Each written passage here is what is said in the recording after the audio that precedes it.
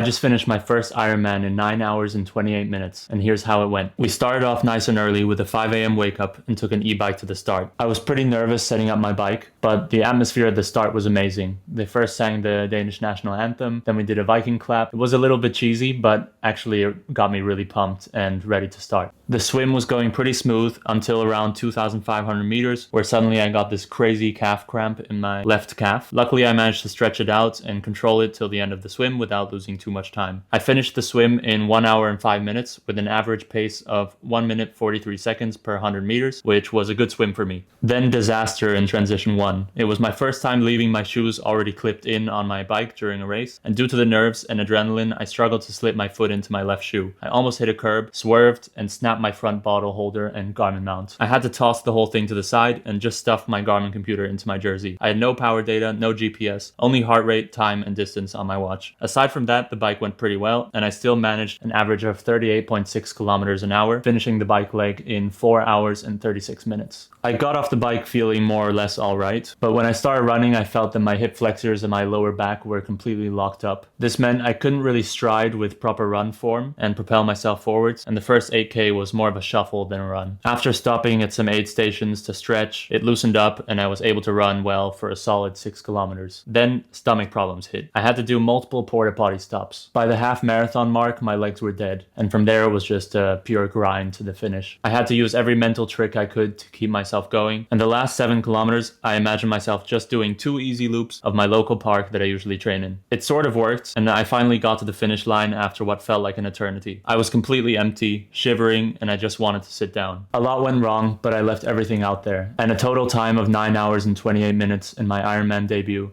is something that I'm really proud of. I learned a lot, and next time I'll come better prepared for the marathon. On to the next.